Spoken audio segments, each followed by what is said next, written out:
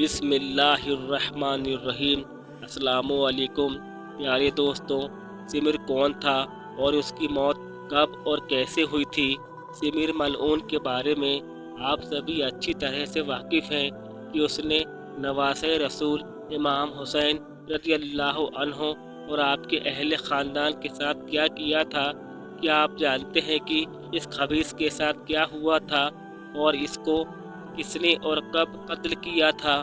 سمر کے کیا کیا سنگین جرم تھے اور ایک خاص بات، سمر کی موت کے اس کے جسم کے ساتھ کیا کیا گیا تھا، یہ پوری تفصیل میں آپ کو اس ویڈیو میں بتاؤں گا۔ پیارے دوستوں، سمر کا اصل نام سر حبیب تھا۔ اس کے باپ کا نام ذل جوشن تھا، جس کا تعلق بنی کلاب قبیلے سے تھا۔ حضرت غازی عباس رضی اللہ عنہ کی والدہ بھی اسی قبیلے سے تعلق رکھتی تھیں۔ شروع میں سمر حضرت علی رضی اللہ عنہ کے سپاہیوں میں سے تھا۔ جنگ صفین میں بھی حضرت علی رضی اللہ عنہ کی طرف سے لڑا تھا۔ سمر کو قرض کی بیماری تھی، جس کی وجہ سے اس کے منہ پر کالے اور سفید دھبے کے نشان تھے، اور یہی وہ ملعون ہے اس کے لیے حضور پاک حضرت محمد صلی اللہ علیہ وسلم نے فرمایا تھا کہ کالا سفید کتا میری اولاد کا خون پیے گا۔ جب امام حسین رضی اللہ عنہ کربلا پہنچے تو عمر بن سعد نے اس تنازع کو امن کے ساتھ حل کرنے کی کوشش کی، لیکن سمر نے عبید اللہ بن زیاد کو تشدد کے ساتھ اکسایا۔ 9 محرم 61 ہجری کو 4000 فوج کے لشکر کے ساتھ کربلا پہنچ گیا اور ساتھ میں عبید اللہ ابن زیاد کا دھمکی بھرا خط بھی لے کر آیا۔ جب عمر بن سعد نے اس خط کو دیکھا تو اس میں لکھا تھا کہ یا تو امام حسین کو قتل کر دو یا تو یہ پورا چارج سمر کے حوالے کر دو۔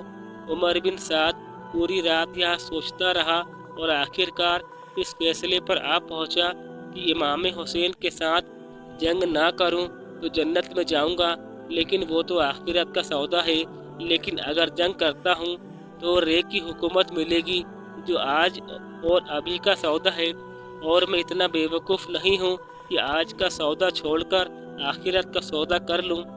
ابھی رے کی حکومت لیتا ہوں اور آخرت کو بعد میں دیکھ لیں گے۔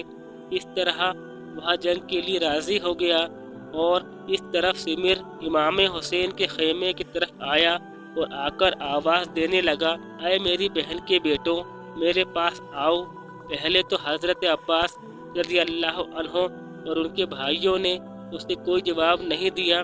پھر جب حضرت امام حسین رضی اللہ عنہ نے فرمایا کہ عباس جا کر دیکھو تو سمر کیا کہنا چاہتا ہے، امام حسین کے کہنے پر حضرت عباس رضی اللہ عنہ اپنے سبھی بھائیوں کے ساتھ آئے۔ حضرت عباس رضی اللہ عنہ نے سمر سے مخاطب ہو کر کہا کہ اے سمر، کیا کہنا چاہتے ہو؟ سمر بولتا ہے، اے میری بہن کے بیٹوں، تمہاری والدہ اور میں ایک ہی قبیلے سے تعلق رکھتے ہیں، اس حساب سے میرا یہ فرض بنتا ہے کہ میں تمہاری جان بخش دوں، اس لیے عبید اللہ ابن زیاد سے تمہارے اور تمہارے بھائیوں کے لیے امان نامہ لے آیا ہوں۔ تم امان نامہ قبول کرو اور حسین کو چھوڑ دو، اور اس کے بعد یا تو ہماری طرف آ جاؤ یا تو کربلا سے چلے جاؤ۔ حضرت عباس رضی اللہ عنہ نے فرمایا، لعنت ہو تم پر اے سمر، اور اس امان نامے پر ہمارے لیے امان لے کر آئے ہو، اور فرزند رسول صلی اللہ علیہ وسلم کے لیے کوئی امان نامہ نہیں۔ حضرت عباس اور ان کے بھائیوں نے یہ امان نامہ ٹھکرا دیا۔ 10 محرم کو جب امام حسین رضی اللہ عنہ یزید کی فوج سے مخاطب ہو کر اپنے اہل بیت ہونے اور رسول اللہ صلی اللہ علیہ وسلم کے اہل بیت سے محبت کے ارشادات سنانے لگے، وہ سمر ہی تھا جس نے امام حسین کو یہ سب کہنے سے روکا تھا۔ 10 محرم کے دن دوپہر تک حضرت امام رضی اللہ عنہ کے زیادہ تر ساتھی شہید ہو چکے تھے، تو سمر اور اس کی فوج خیموں پر حملہ ور ہوئی اور آگ لگا دی۔ اس کے بعد سمر نے اپنی فوج کو حکم دیا کہ امام حسین پر تیر برسا دو۔ پھر سمر نے حملہ کر دیا اور سمر نے ہی حضرت امام حسین کو شہید کیا، ان کے جسم مبارک کو پامال کیا۔ کربلا کے واقعہ کے بعد سمر کوفہ چلا گیا۔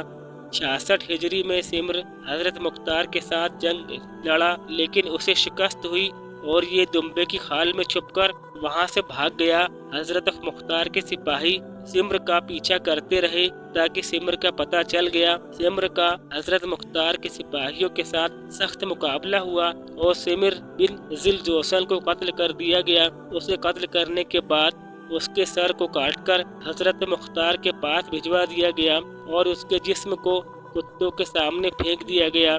اہل بیت کو سروں سے جدا کرنے والا اس طرح اپنے انجام کو پہنچا۔